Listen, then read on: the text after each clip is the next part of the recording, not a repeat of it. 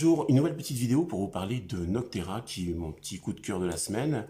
Alors, Noctera est une bande dessinée de Scott Snyder, Tony Daniel, et c'est pas dans l'univers des super-héros, on est dans un monde un peu post-apocalyptique, un monde où en fait la nuit domine tout, et la nuit a pris le pouvoir sur le jour, il n'y a plus que des créatures de nuit, une sorte de peste noire qui envahit l'ensemble de l'humanité, et c'est un monde de survivants.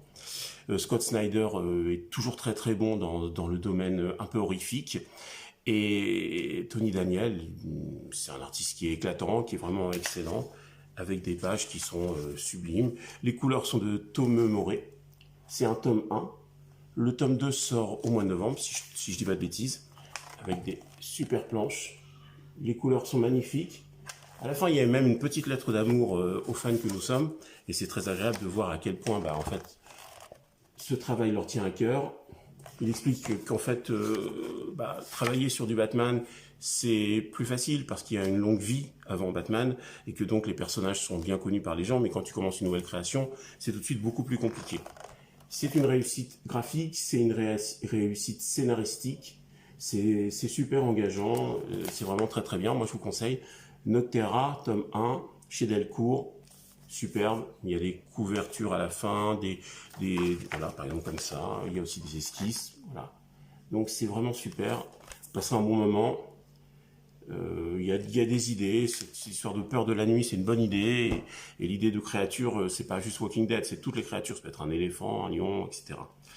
Alors dans les lectures de la semaine, j'ai aussi Devil's Reign. Donc là, c'est mes petits péchés à moi, c'est-à-dire c'est ce qui reste de kiosque, on va dire, dans le monde des comics. Alors c'est 16 €. Je trouve que c'est un peu cher, mais il y a du contenu.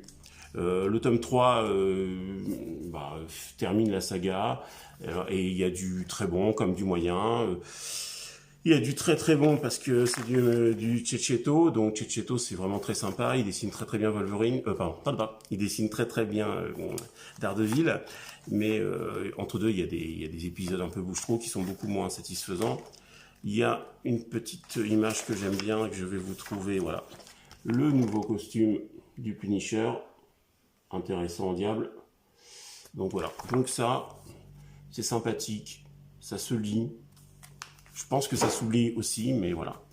Dans la série Je suis faible, nous avons aussi X-Live of Wolverine, avec une couverture de Kubber. Donc la couverture, elle est sympa comme tout. Tiens, une autre couverture de Kubber. Regardez, c'est chouette. Un contenu très très bien. 2 dessinateurs qui vont gérer l'ensemble de ce contenu. Alors, il y a, que je ne vous dise pas de bêtises, il y a Federico Vincentini, que je ne connaissais pas, qui fait un bon travail. Et par exemple, vous voyez, sur ces pages de Wolverine, là par exemple.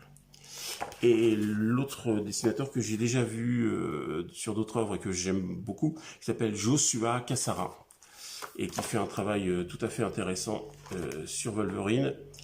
Le thème est assez simple, regardez.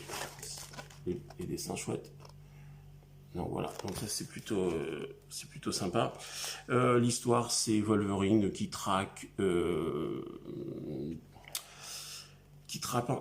un personnage qui essaie de tuer Charles Xavier dans différents moments de sa propre histoire. Donc c'est rythmé, c'est très sympa. Moi j'ai bien aimé, je vous conseille, c'est bien. Les couleurs sont de Frank Martin pour la plupart, donc ça donne une belle ambiance. Donc je crois que c'est Red Omega le vilain. Donc c'est sympa, franchement. Joshua Cassara est un dessinateur que j'aime beaucoup, que j'ai déjà découvert dans les X-Men et qui est très sympa. Dans la rubrique je suis très très très très très faible, j'ai craqué. J'ai acheté, voilà, chez Leclerc, album avec des petites cartes. Alors honnêtement, j'ai préféré celui de l'année dernière parce qu'on avait un descriptif des personnages. Là, il n'y a pas. Donc là, c'est... Mais bon, il y a des cartes sympas. Voilà, c'est pour se mettre dans une ambiance super héroïque. Et ma dernière lecture de la semaine, c'était Le tombeau des Champignac. Alors, je ne connaissais pas le dessinateur, qui s'appelle Tarin. Et en cherchant, je me suis dit, mais il me dit quelque chose, ce Tarin. Et en fait, c'est lui qui a fait le Spirou chez les Soviets. Et donc, c'est vraiment sympa. On retrouve une tradition de bande dessinée, Franquin, etc. J'en ris, et c'est bien écrit, c'est très bien dessiné, c'est un bon moment, et vraiment cette collection Spirou, moi je suis en train de tomber à fond dedans, c'est vraiment super. Voilà, en espérant que cette petite vidéo vous aura plu, et je vous dis à très très bientôt.